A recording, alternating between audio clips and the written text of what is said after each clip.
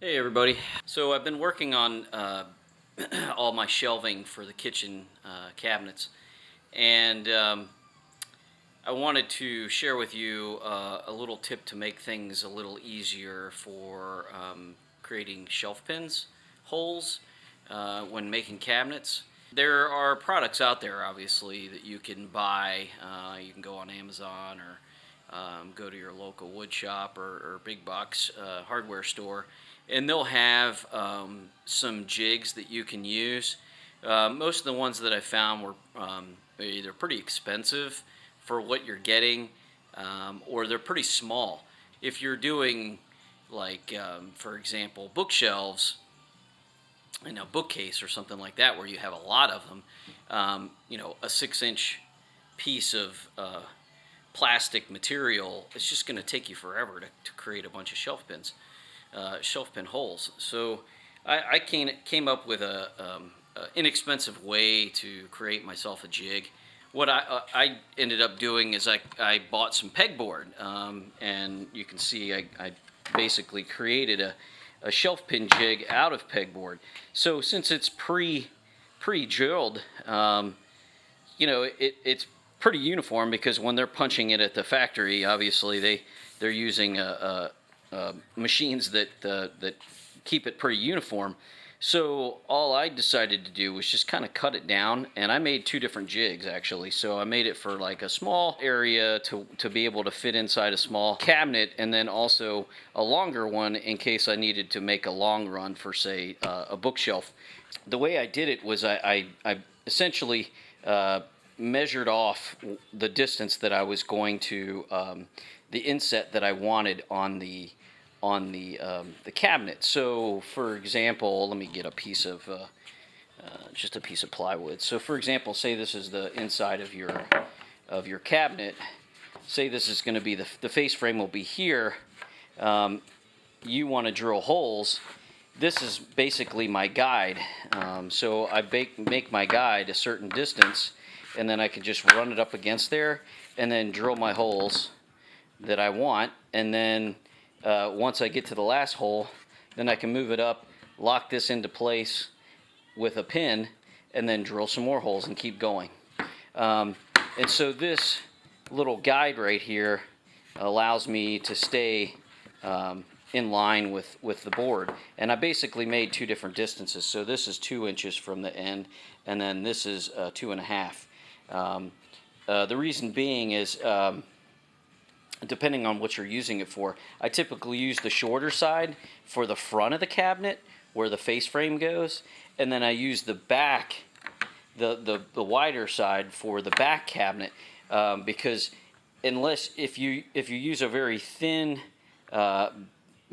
backing for your shelf or for your cabinet, you could probably use the shorter side. But if you use like a 3/4 inch piece of ply to make your backs, so that it has so you can screw into the wall studs a lot easier, you'll probably want to have a wider distance here for where you want to drill your hole. That's kind of the reason why I staggered it.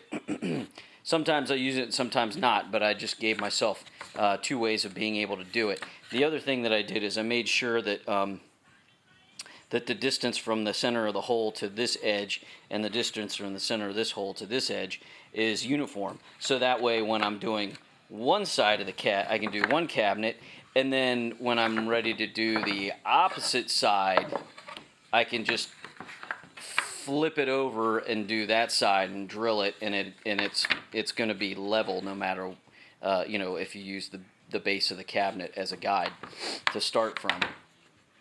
So that's kind of how I built it. I recessed the screws in here so that it's smooth. Just really easy, inexpensive, just pieces of parts laying around. I mean, you can get a piece of pegboard at the hardware store for, I don't know, I think it's like maybe $3, $4 at the most. So it is really inexpensive. It's not, super perfect. I mean, I will say that you have to be kind of careful when you're drilling your holes. You want to try to make sure that you're perpendicular to the board that you're drilling, but it's certainly a whole lot better than just drilling your holes by hand. It allows you to just go pretty quickly. Some of the other products that are out there have a metal guide so that your drill bit doesn't walk around. But some of them are just little plastic discs that are not very good to begin with. So this gives you some. You could probably take 2 pieces of this pegboard and sandwich them together so that you have a thicker piece of material. To have, so that your drill bit has more of a guide. But this worked fine for me. I didn't have any problems and any issues, and everything turned out level, so your shelves have turned out really level for me, so I didn't have any problems. I'm actually getting ready to use this jig again to do a shelf, to drill some shelf holes for underneath the cooktop, because I'm putting a shelf in there, and I didn't, when I was building the cabinet, I didn't create the shelf pins at the time, but I'm going to just do it after the fact, so I'll show you how I'm doing that.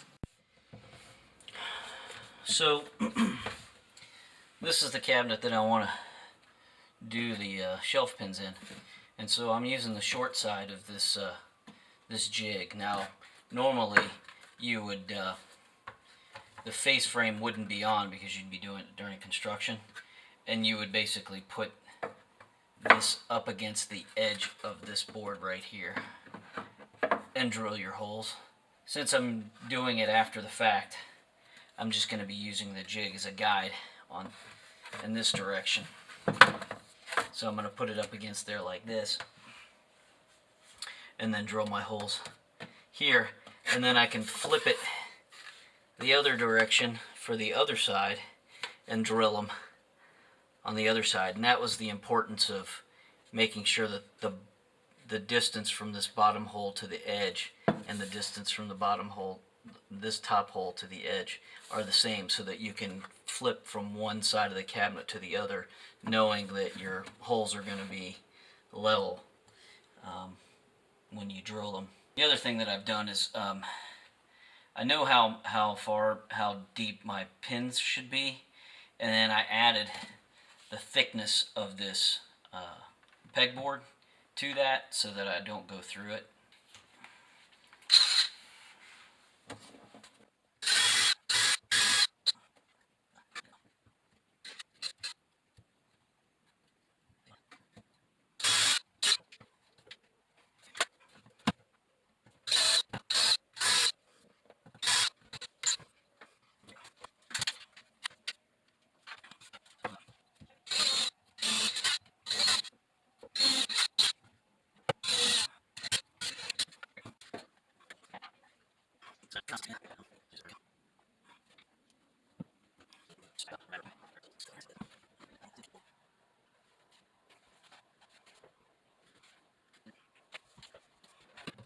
Alright, back from notching out the bottoms.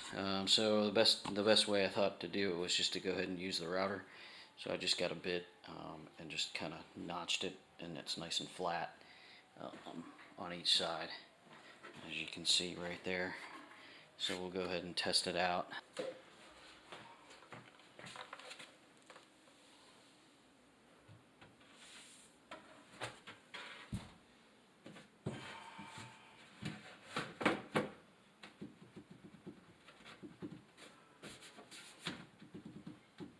Can't beat that. Works good. Doesn't slide. Should work great. Shelves are done now. And you can see all the other shelves that I cut. So they originally had 2 shelves in there, and since I had enough wood, I went ahead and added a 3rd shelf. And that way you don't have to stack dishes so high. We used to have coffee cups, and then we'd have to stack coffee cups on top of coffee cups, and it was kind of like playing Jenga with coffee cups. So adding this extra shelf, not only to just that but all across there, will give us a lot more flexibility to put stuff in. And I added a 3rd shelf on this side as well. So it gives us a lot more space. And if we have something tall, we certainly can adjust it to make it fit. But I just made it look uniform across there, since we won't have doors for a while. And it actually looks good without doors. My wife actually mentioned that as well, that you don't really necessarily need the doors, but it'll definitely dress it up once we get them on there. I think I'm going to quit for this evening, so I'll keep you updated. All right, thanks.